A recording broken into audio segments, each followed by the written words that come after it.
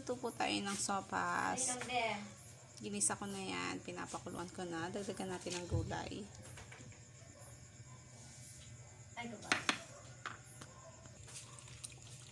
Isinad natin to. Wala tayong repolyo. So, yan na lang po. Baguio pechay.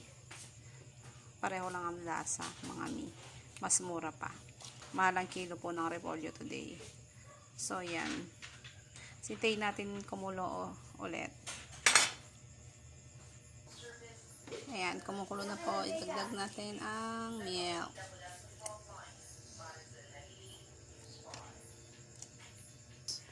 Haluin po natin.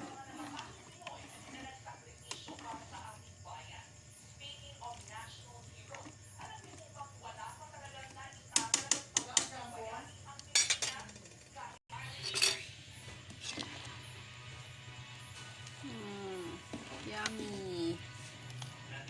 Thank you for watching.